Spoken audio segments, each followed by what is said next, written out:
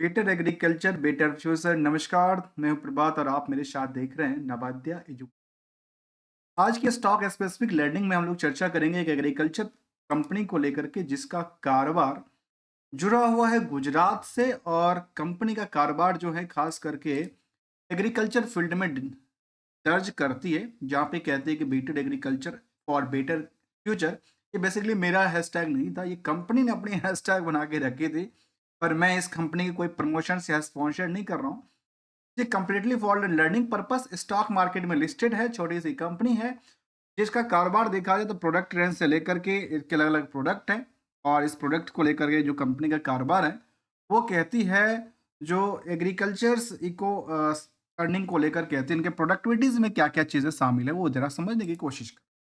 देखिए, कंपनी जो कामकाज करती है एग्रीकल्चर फील्ड में करती है और इनकी प्रोडक्ट वाइज यदि चर्चा किया जाए तो इनके प्रोडक्ट में जैसे गुआवा निकल के आती है, खास करके जो गेहूँ की जो है निकल के आती है। इसके अलावा कुछ फूड्स आइटम्स निकल के आती है और प्रोडक्टिविटीज रेंज में एग्रीकल्चर प्रोडक्ट की बात कहती नज़र आ रही है। और ये बीएससी लिस्टेड कंपनी रही है, बीएससी पे लिस्टेड है और आज की देखा गया कि इसमें 2-2.5% के आसपास गिरावट भी दर्ज करती देखिए। कंपनी का नाम है नेचुरल बायोकॉन इंडिया लिमिटेड और इस कंपनी की जन्म हुआ था 1992 में। और उसके जन्म के बाद कामकाज था इसका chemicals and natural extract agriculture product in the commodities से जुड़ा हुआ था। बुक वैल्यू के कंपैरिजन करके देखा जाए तो आज जो स्टॉक की प्राइस है वो 104% की बजे तरीके के साथ कामकाज करती नजर आती है। जबकि इंट्रिंसिक वैल्यू से कंपेयर करेंगे तो आज भी ये अंडर वैल्यूड के श्रेणी में दिखती है। कंपनी में जो प्रमोटर का होल्डिंग है वो बहुत नहीं के मुताबिक है, मुट्ठी भर से भी काफी कम कहता है। इसमें चांस पता है क्या बनती है? चांस बनता है पंप एंड डंप को लेकर के, मार्केट में मैनिपुलेशन को लेकर के ज्यादा सक्रिय हो जाती है, जिसमें प्रमोटर का कंट्रोल थोड़ा सा कम रहता है। अब यहाँ पे देखा गया कि 2 करोड़ 58 लाख शेयर है, जिसकी वजह से मार्केट कैप 33 करोड़ के आसपास कहती है। अर्निंग पर शेयर को दिखाया तो करीब 30 पैसे अर्निंग करती है। इंडस्ट्रियल की पी के बेसिस पे अभी भी स्टॉक का जो जो पी है वो क्या है, महंगे रेटों में देखने को मिला है। निवेशकों का क्या है, क्राउड यहाँ पे भरी पड़ी नजर आई है। जबकि कंपनी आरओसी और आरओसी नियरली 1 से 2% के आसपास ही घूमती नजर आती है। डेट टू इक्विटी 0 के आसपास कहती है। करंट रेशियो के नंबर भी 1.12 के आसपास। लेकिन इन सब के पीछे यदि हम देखें, दो नंबर को जरा ध्यान देने वाली बात होगी। एक नंबर की हमने इसको चर्चा किया, दूसरा नंबर को हमने इसका चर्चा। एक आखिर क्या है, हमने क्यों नंबर लिया है और एग्जांपल के साथ बताता हूँ। 100 रुपए की कंपनी कहते हैं कि हमने प्रॉफिट बुक किया है, तो कंपनी के आज भी करीब 944 रुपए का क्या है मार्केट में आउटस्टैंडिंग है, जो कि लास्ट 12 महीने के डेटा हमने निकाला है। यदि H1 के डेटाबेस पे भी निकालेंगे तो पहले हम रिस्क फैक्टर को जानने की कोशिश करेंगे, जहां पे आरओई आरओसी दोनों ही न्यूनतम के आसपास देखने को मिला है।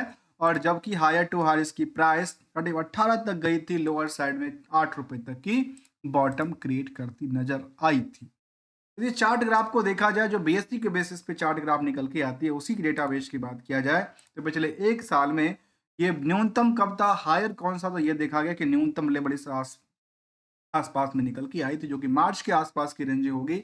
और मार्केट जब पिक की बात किया तो पिक के बाद यहाँ पे आके खड़ी हुई थी मार्केट। उसके बाद थोड़ा सा प्रॉफिट बुकिंग किया है, क्योंकि इससे पहले भी मार्केट थोड़ा बहुत प्रॉफिट करता रहा है। अब आते हैं लास्ट 12 महीने के डेटाबेस के मुताबिक आप देखें तो कंपनी का जो टर्नओवर था वो लगातार बढ़ती नजर आती है। और लास्ट 12 महीने में करीब 19 करोड़ की टर्नओवर क्रिएट करती है और कंपनी 45 लाख भी बुकिंग करती है। अदर सोर्स ऑफ इनकम और इंटरेस्ट की कोई बहुत बड़ी बर्डन नहीं रही है। H1 की डेटाबेस के मुताबिक देखा जाए तो कंपनी में जो टर्नओवर था सबसे ज्यादा मार्च में हुआ था। फिलहाल जून में बिल्कुल सपाटा रही थी, 1 करोड़ से कम का आंकड़ा था। सितंबर में आकर दोबारा 4 करोड़ से ज्यादा बढ़ जाती। ऑपरेटिंग प्रॉफिट मार्जिन को देखा जाए तो उसमें भी एक बड़ी गिरावट आई थी, करीब करीब कह सकते हैं 10% के बजाय केवल 4% रह जाती है। 600 बेसिस पॉइंट से भी गिरावट दर्ज कर लेती है। ओवरऑल यदि बिजनेस को देखा जाए तो ट्रेंडिंग में सेल्स लगातार बढ़ती नैया नगर निकल के आती है, प्रॉफिटिलिटी का परसेंटेज भी लगातार बढ़ती है। इन स्टॉक प्राइस में बढ़ना घटना नहीं लगा रहता है, वो near about the same range में ही झेलती नजर आ रही है। यदि हम कुछ पीरियड के डेटाबेस को समझने की कोशिश करें तो ओवरऑल हमारे समझ में आया कि कंपनी अपने इस बिजनेस मॉडल से 2% की सेविंग कर पाती है, और इसके पीछे मार्केट की आउटस्टैंडिंग और बाकी सब पार्टों को देखा है तो क्या आंकड़ा देती है। रिस्क फैक्टर कहती है 131 दिन के लिए, जो कह सकते हैं करीब 5 महीने की बात है, मतलब एक सीजन का जो कारोबार है वो अगले सीजन में पैसा आता होगा, ऐसी बात कहती है। मैं नहीं कह रहा हूँ, कंपनी कह रही है।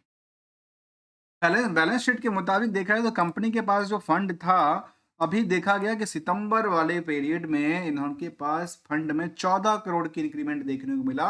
अर्थात ऐसा लगता है कि इन्होंने अपनी राइट इशू के थ्रू या प्रेफरेंस इशू के थ्रू फंड को कलेक्ट किया है।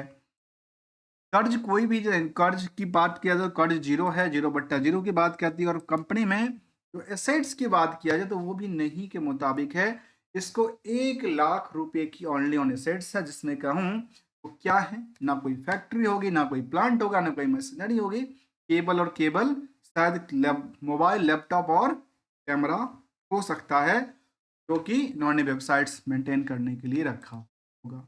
आइए जरा अगले कड़ी में चले चले। तो कंपनी इन्वेस्टमेंट की बात कर रहा हूँ तो इन कंपनी केवल इन्वेस्टमेंट करके रखी है 19 करोड़ रुपए का, और बाकी देखा जाए तो इनके पास वर्किंग जो अदर एसेट्स उनमें भी 13 करोड़ के आसपास इनकी बात रहती है। इन्वेंटरीज भी कुछ भी नहीं है, लेकिन इन्वेंटरीज है 44 लाख की इन्वेंटरीज है, 4 करोड़ से ज्यादा आउटस्टैंडिंग पार्ट पड़ी थी। और सोचिए 4 करोड़ की इन्वेंटरीज यदि पड़ी थी, 4 महीने के लिए पड़ी थी। H1 में जितना भी सेल कंपनी ने किया, करीब करीब 4 करोड़ 74 लाख प्लस 99 लाख का, मतलब 5 करोड़ करीब 73 लाख का जो फंड था, उसमें इनके पास अभी तक नियरली 1 करोड़ के आसपास भी शायद आया था कि नहीं आया। अब आते हैं इसको, जरा रिस्क फैक्टर को समझने की कोशिश किया तो हमारे समझ में ये आया कि इस कंपनी के पास प्रॉफिट के बेसिस पे कंपेयर किया तो 944% की आउटस्टैंडिंग पड़ी हुई थी, जो 4 महीने तक अटकी पड़ी निकल के आती है। अगला कदम कहता है, जो इसको पीयर्स के मुकाबले कंपेयर करेंगे तो एवेन्यू सुपरमार्ट, मुझे लगता है कि इसको कंपेयर करने के टाइम पे इसको रखा गया है ट्रेडिंग सिस्टम के अंदर और ट्रेडिंग कंपनी के तौर पे। जबकि बीएससी के डेटाबेस के मुताबिक देखा है तो किस सेगमेंट में रखा गया इसको, वो कहता है पेस्टिसाइड एंड एग्रो केमिकल्स के तौर पे इसको रखा गया। तो अब आखिर ये एग्रो केमिकल बनाती है या ट्रेडिंग का काम करती है, ये तो देखने वाली बात है, क्योंकि एग्रो केमिकल में इनके पास फैक्ट्री वगैरह की तो कुछ बात कहती नहीं है। कुछ फैक्ट्री, कुछ फ्यूचर प्रोजेक्ट को लेकर कहती है, फ्यूचर प्रोजेक्ट इनके पास क्या है, फ्यूचर प्रोजेक्ट केवल कमिंग सून की बात कहती है। और यहाँ पे जो आप चार्ट ग्राफ को देखें तो चार्ट ग्राफ में देखा कि लगातार इसमें पीरियड ऑन पीरियड में इसमें ग्रोथ देखने को मिलती जा रही है, ऐसा डेटाबेस की बात कहती है। तो पीयर्स के मुकाबले हमने कंपेयर किया तो कुछ कंपनियों से यहाँ पे निवेशकों का इंटरेस्ट काफी ज्यादा है और कुछ कंपनियों से कम का आंकड़ा साझा करती है। इसके अलावा यदि हम देखें निवेशकों का इंटरेस्ट में, निवेशकों का इंटरेस्ट कंपनी में ऑलमोस्ट करीब 8 से 10 हजार निवेशकों का इंटरेस्ट जुड़ा हुआ है। बल्क डील और ऑपरेटर का एंट्री ऑलरेडी होता निकलता जाता है। जहाँ पे देखा गया था इसी पीरियड में, जो जनवरी के अंदर जो पीरियड है उसमें कुछ लोगों ने इसमें अपनी पोजीशन लिया, कुछ पोजीशन हटाती भी देखने को मिला है। इसके अलावा देखा जाए कंपनी में तो प्रमोटर के अलावा जो होल्डिंग था, करीब 21% की होल्डिंग जो पहले थी वो घट के आकर 9% के आसपास रह गई सितंबर में।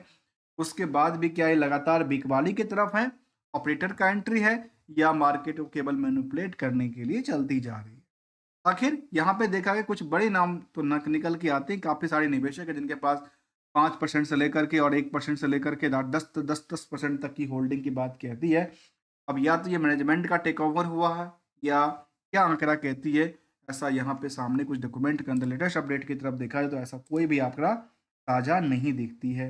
केवल ईजीएम कंपनी ने किया था, ईजीएम में क्या डिसीजन किया उस पर अंदर हम नहीं जाएंगे। अभी तक के डेटाबेस के मुताबिक यदि कंपनी ने कामकाज किया है तो कंपनी में रिटर्न भी काफी अच्छी है, रिस्क भी करीब करीब नियर अबाउट द सेम कहता है, जितना रिस्क है उतना ही रिटर्न भी क्रिएट करती है। रिस्क में देखा गया कुछ चीजों को लेकर के रिस्क की बात करें, जिसमें सबसे पहला बात प्रमोटर होल्डिंग को लेकर कहता है। प्रमोटर होल्डिंग अपनी लगातार होल्डिंग हटा रही है period on period basis. Corporate action में कोई भी ऐसा डेटाबेस नहीं था, स्टैंड अलोन डेटाबेस भी कंपनी ने सेल्स में लगातार वृद्धि देखा गया उसमें स्टैंड अलोन डेटाबेस में क्यू और क्यू के बेसिस पे, जबकि ऑपरेटिंग प्रॉफिट मार्जिन में डिक्लाइनिंग, नेट प्रॉफिट मार्जिन में डिक्लाइनिंग दर्ज। भले ही सेल्स ही बढ़ा लिया तो क्या फायदा हो गया, क्योंकि दोनों चीज तो उनको निगेटिव इम्पैक्ट ही डालते नजर आए। जब से लिस्टिंग हुआ है तब से पिछले 2 साल में तो डिमांड बढ़ी थी, लेकिन उसके बाद मार्केट में इनकी डिमांड बढ़ नहीं पाई, जो कि चार्ट ग्राफ में देखा गया कि पिछले 3 साल के चार्ट ग्राफ को देखा जाए तो मार्केट उस रेंज में, शायद उसी रेंज में आकर के अटकने की कोशिश में है। शायद यहाँ पे ब्रेकआउट करने की कोशिश है, शायद ये लगातार कंसोलिडेट होते-होते उसी रेंज में आके खड़ी हुई है, जो रेंज में इसके 3 साल पहले की प्राइस हुआ। क्या यहाँ से कुछ नई रैली क्रिएट कर पाएगी? पॉसिबिलिटी बनती है, क्योंकि कुछ चीज़ें इनको जितना रिस्क जितना रिटर्न की बातें भी शामिल करती है। दोस्तों, गोल्डन रूल ये कहता है मार्केट में, यदि आपको हमें कुछ बेनिफिट दे रहा है अपनी पॉलिसी अपनी एक्सपेक्टेशन के बेसिस पे, तब तो बेटर है, क्योंकि फ्यूचर भी बेटर हो सकता है। अदरवाइज मार्केट में पैसे को सुरक्षित करना भी हमारी जिम्मेदारी बनती है। और मिलेंगे कुछ नई स्टडी के साथ विदाउट किसी ट्रेडिंग एडवाइजरी और नोट्स को लेकर के। कुछ एस्पेक्ट की बात किया जाए तो स्टॉक आज भी अंडर वैल्यूड के श्रेणी में आता है, और अंडर वैल्यूड है तो शायद मार्केट में धीरे धीरे करके हो सकता है मार्केट गैपिंग को फुलफिल करें, यदि इनका बिजनेस मॉडल लगातार बेटर करती जाए तो। अदरवाइज फिर जैसे चार्ट ग्राफ बनती जा रही है लगातार बेटर, शायद वहां तक जा पाएगी, या उसमें गिरावट का संकेत प्रॉफिट के अलावा प्रॉफिट बुकिंग का भी संकेत मिल सकता नजर आ सकता। मिलेंगे कुछ नई के साथ, तब तक के लिए यदि आपको अच्छा लगा तो वीडियो को लाइक, चैनल को सब्सक्राइब करना मत भूलिएगा। थैंक्स फॉर द ज्वाइनिंग दोस्तों।